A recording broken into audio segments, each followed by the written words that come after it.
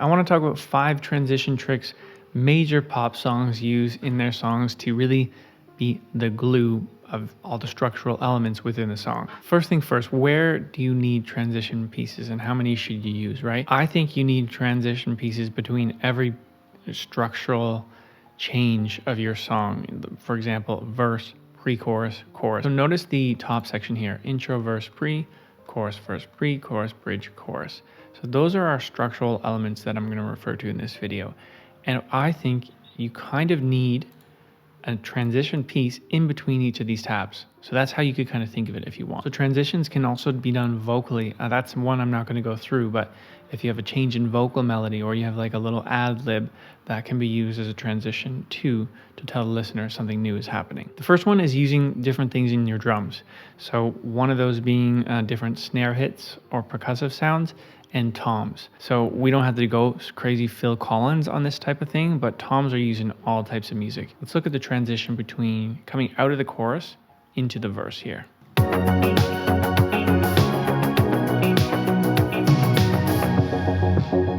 Just having these toms and then a soft crash I have as well down here. This little crash, just a soft crash. What I mean by that is I really lowered the velocity so you can hear it but barely hear it. So tom hits can be used in different sections. Popular to do inside the chorus because it's already pretty loud and toms can be in your face. How do you make tom rolls? You can find different actual tom roll fills on Splice, for example. You can make your own toms. I made my own toms. I actually found an 80s sample of a tom in Splice and then I dragged them into my drum machine designer here. Then I just made MIDI regions and then I just drew the notes in of how I wanted the tom roll to be. Part B to this first one is also using snare hits or other percussive elements. If you're new here, guys, I'm Charles Klein, singer, songwriter, and producer. So feel free to subscribe. Just these little hits. It's a different snare sample. And in the MIDI data, I have one, a pitch up, and then coming down with different velocities and a lot of reverb. So in context, it happens over here too, in the middle of the verse. Only 2 hits that time. How you could think of this if you're not sure what types of sounds you want to use, try to think what else is in your song already that you can reuse and recycle. So you're not adding so much new information, tonal information to the song for the listener. You're just taking other things that have been used or will be used. Okay, let's get on to the second thing now, which are sweeps, risers, and reverb swells. So let's dig in on how to make a few of those. The easy way is just getting samples of like air sweeps and this type of thing. For example, the one I had at the beginning, just a small transition here. And this is just a sample I used. And so I dragged it in, lined it up to where that crash happens, right on that transient here. I think it's enough because this really bleeds out.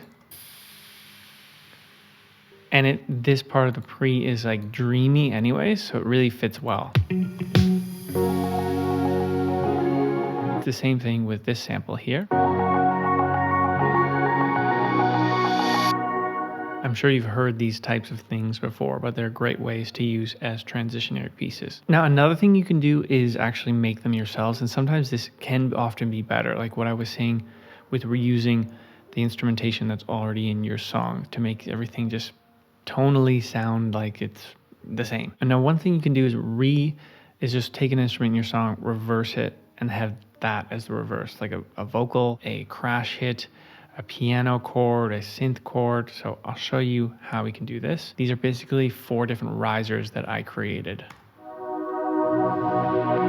Technically speaking, we could also bring this riser, maybe not that one, but all of them, sorry, maybe this one. Here, we could do something like this. So how would we recreate this, right? Well, let's look for something in the song that we can recreate it from.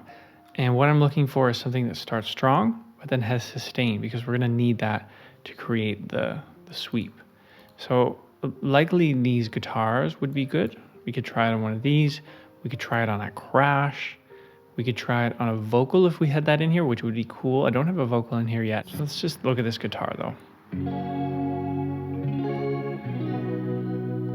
Let's look at this long chord here. So what I'm going to do is actually duplicate this track by going Command D, make a copy of this region, take the sample that we're working with here. I want the sample just on a separate track right now. Add a lot of reverb on this. I can go and add a new reverb, but I already have a bus output number 2 here with reverb, so I'm just going to really increase the signal. And then I'm going to bounce this region in place with the reverb. So Control B. I don't want to bypass the effects, and I want to include the audio tail.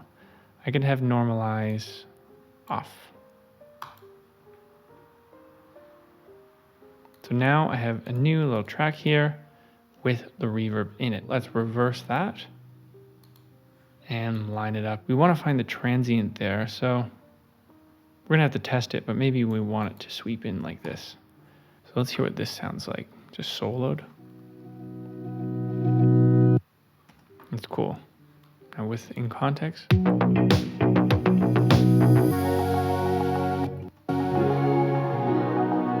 This is an example of something you can actually do to create this transitionary pieces. You would do the same thing for vocals, same thing for keys, same thing for crashes. The third transition trick the pros use are drops. And usually this happens before the chorus. You've heard this type of thing before. So it's happening before each chorus in this song here.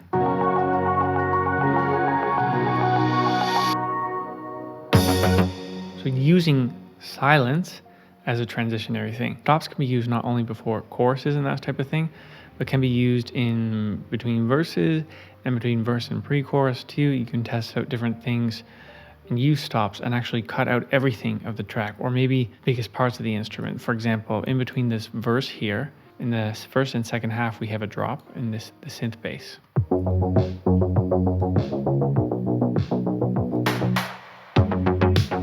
But inside the silence, we have that other transitionary effect, which was the snare. A good segue into that one is the fourth transitionary trick, using chords. Into the chorus, we have a lot of space, but then just these synth chords here.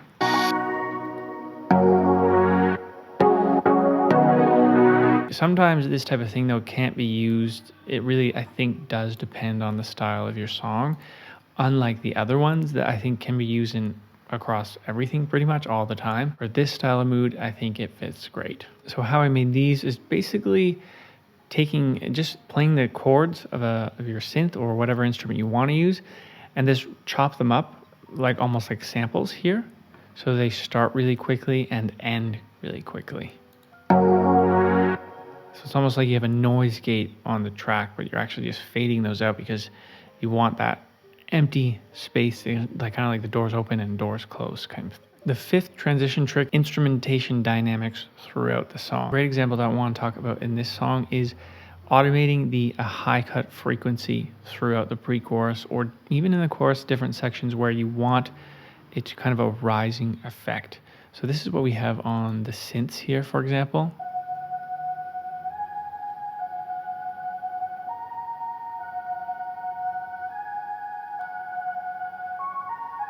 So you really can't hear them until the end. And then when the chorus comes in, the melody is super up front. Since you've already shown the listener a little bit of it, it's not totally new to them. This down here, just one chord with a high cut frequency that's growing over time. Well, it's kind of will start growing here. So in context from around here,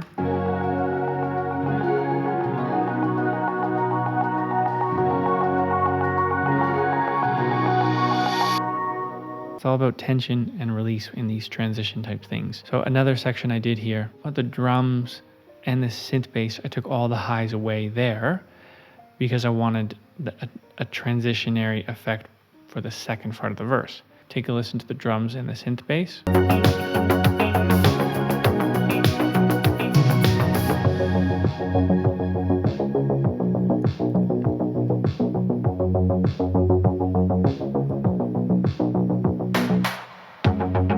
Those are 5 examples of transitionary tricks, also not an exhaustive list. There are different and many more ways you can make transitionary effects out there. Stick around for one of the live videos on Monday and Friday where we talk about Logic music production and music marketing. So I hope to see you in the next one.